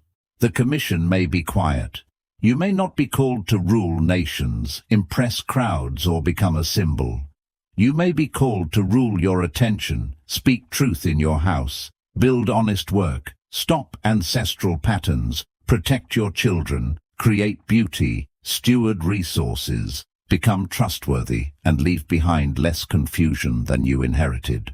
Do not underestimate the majesty of a governed life. In a world addicted to spectacle, a person who can keep law is rare. A person who can desire cleanly is rare. A person who can hold power without cruelty is rare. A person who can remain tender without becoming available for exploitation is rare. A person who can build without applause is rare. The king returns when rarity becomes responsibility, not pride. Responsibility. You are not becoming sovereign to look down on those still struggling. You are becoming sovereign so the part of you that can bless, build, protect, and serve is no longer buried under the mask that only knew how to survive. As the king returns, humility becomes more necessary, not less. The ego can use sovereignty as a new mask and begin to despise everyone still struggling. That is not kingship. That is the old disease wearing a crown. True sovereignty makes you more exact with yourself and more merciful with others because you know the cost of inner disorder. The returned king does not need to advertise superiority. His life becomes the argument. His order becomes the teaching. His boundaries become the protection. His steadiness becomes the invitation. He does not shout, "I have returned." He builds in such a way that the absence of the old ruler becomes undeniable. Conclusion: the code that survives the ego. The final secret is that Solomon's code was never hidden because it was too complex. It was hidden because the ego cannot use it and remain alive. The code is simple enough to be spoken in one breath. Judge desire, purify motive, command attention, build order, keep the crown in silence, and let the false self die before it touches power. The throne was not created at the end of the journey. It was waiting beneath the noise, waiting beneath the defended name, waiting beneath the hunger for approval, waiting beneath the fear of silence, waiting beneath the wound that kept asking to be worshipped. Waiting beneath the false self that called itself you because it had been speaking the longest. Nothing true was added from the outside. What was false was removed, judged, purified, and placed in order. This is the ancient pattern. The statue is revealed by removing stone. The field is prepared by removing weeds. The house is strengthened by removing rot. The king is revealed by removing the impostor. Do not make the mistake of thinking the work is finished because you have understood the map. Understanding is the door, not the kingdom. The old self may return tomorrow with familiar arguments. Desire may return with clean clothes and hidden chains. Fear may return as prudence. Pride may return as discernment. Laziness may return as rest. The gate still requires a guard. But something has changed if you have listened with the right part of yourself. You have seen that the ego is not simply arrogance. It is the entire false government of the self. The injury pretending to be identity, the appetite pretending to be truth, the fantasy pretending to be destiny, the fear pretending to be wisdom, the performance pretending to be presence. And you have seen that the king is not domination. The king is ordered authority, the ability to say yes cleanly and no without hatred, the ability to feel without surrendering law, the ability to desire without kneeling to appetite, the ability to build in obscurity, the ability to carry wealth, influence, silence, grief, and responsibility without losing the throne. This is the code. Death before crown, silence before command, judgment before expansion, heart before power, law before wealth, hidden obedience before visible authority, decision before emotion agrees, return after failure, stewardship after increase, service after sovereignty. These are not ideas to admire, they are doors to enter. When you leave these words, do not search immediately for another secret. The false self collects secrets to avoid obeying the one already revealed. One clean instruction lived is more powerful than a library of unused wisdom. The kingdom does not need more symbols before the gate is guarded. It does not need more language before the law is practiced. Begin with the nearest throne. Your morning, your attention, your tongue, your body, your work, your money, your relationships, your hidden hour, your next decision, your next return. Do not wait for a dramatic season. The king is not proven by drama. He is proven by order. There may be no thunder when you begin, no sign in the sky, no audience, no visible crown, only the quiet knowledge that something false has lost its right to command you. That is enough. Protect that knowledge. Build from it. Let it become schedule, speech, boundary, craft, rest, generosity, and courage. One day the life around you may begin to resemble the law within you, not perfectly, not without battle, but more truly. You will see that reality responds differently when it is addressed by a unified self. You will see that doors open not only because you asked, but because you became the kind of person who could walk through without betraying the kingdom. If the old self calls again, do not panic. Let it speak. Then ask where its voice leads. Ask what fruit it produces. Ask what throne it wants. Ask what it costs to obey it. Then return to law. Return to silence. Return to the heart. Return to the work. Return to the crown without witnesses. The throne was waiting. It is still waiting every time you forget. Not as accusation, but as invitation. Sit correctly. Judge cleanly. Desire truthfully. Love with law. Build without applause. Carry power as stewardship. Let the false self die as often as it rises, and let the king return as often as he is needed. The kingdom does not begin when the world recognizes you. It begins when the highest part of you is no longer treated as a visitor. It begins when you stop asking the prison for permission to leave. It begins when the mask falls, the noise lowers, the wound steps down, and the throne finally receives its ruler. Carry this final measure with you. Whatever repeatedly lowers you is not entitled to intimacy. Whatever repeatedly awakens your highest law deserves protection. This applies to thoughts, rooms, habits, screens, conversations, ambitions, and memories.